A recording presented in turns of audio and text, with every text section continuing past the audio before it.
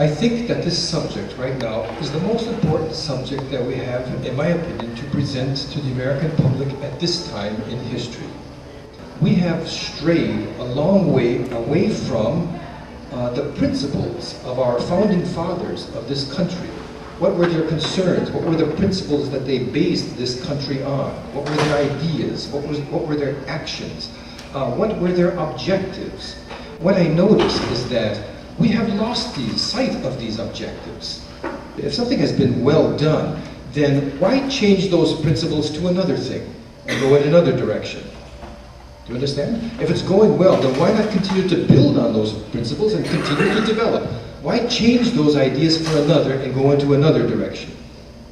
Okay? Now, what is happening is that we don't have consciousness of the fact that we're doing this, that we're going away from the foundation of our civilization. Okay?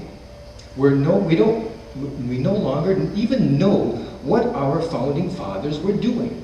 What were their principles? Okay? So we're going to look at this today. Dr. Keppe's work, he always goes after universals. He captures the universals of things. These are things that are already in the structure, the psyche of the human being. They are there. Okay? I remember one time I said to Dr. Keppe, do you think it's possible for the Americans to come back to their original heritage? And he answered me in a very interesting way. They built their civilization upon universal concepts, and every human being has these inside their psychic structure. As you'll notice, even though we'll be talking about the American founding fathers, remember that these principles are universal. These can be applied to any civilization, okay? Because they come from the human psyche. And so what we're going to see is we're going to see the main points of 4 of the principal founding fathers of the United States. What were their concerns? What did they implement into our country? Okay? Now, the idea is this, of course. If we know clearly what they are, then we can choose. Do we want to continue with what was successful?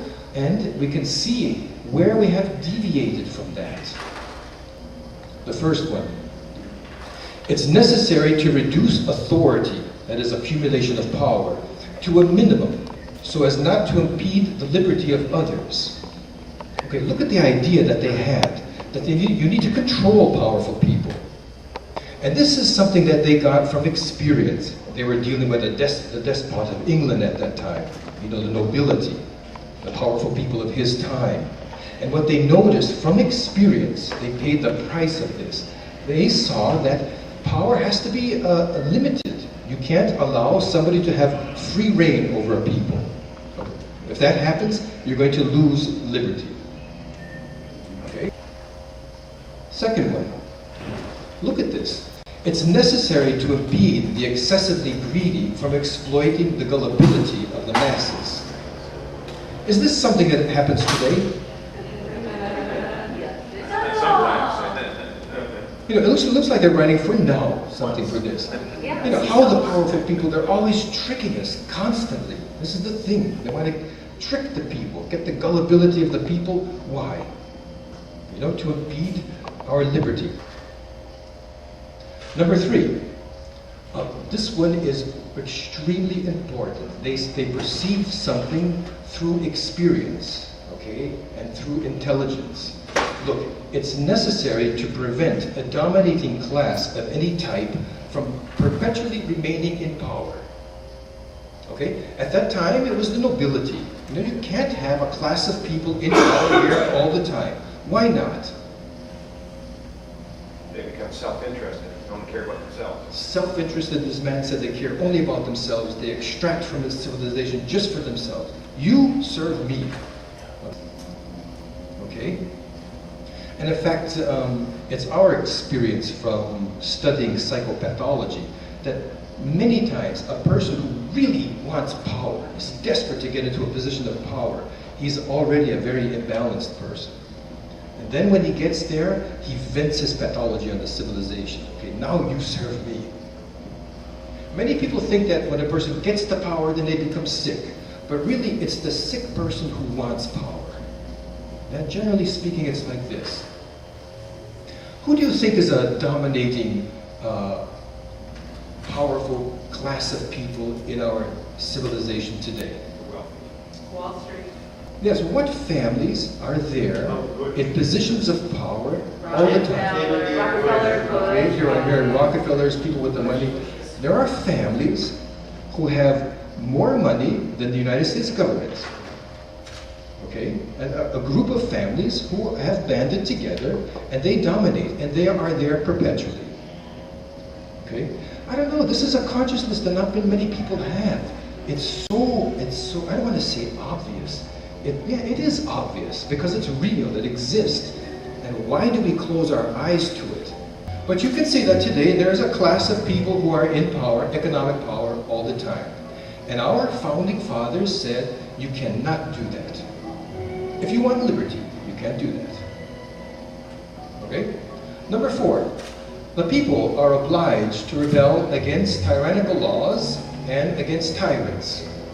Okay, this is Thomas Paine. Our country was founded on this idea. Now notice, the people, you don't have the right to rebel. If we have laws that are made not for us, but made for those who are in power, we have the right to rebel? No, we're obliged to rebel. You're obliged to. Otherwise, okay, you'll be enslaved. And one time John Kennedy was dining in the White House with a group of scholars in the intellectual community.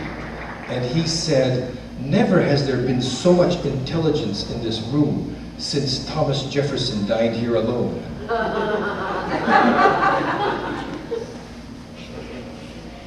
Okay, Thomas Jefferson was a man of wisdom, and he really was an integral part of the founding of our country.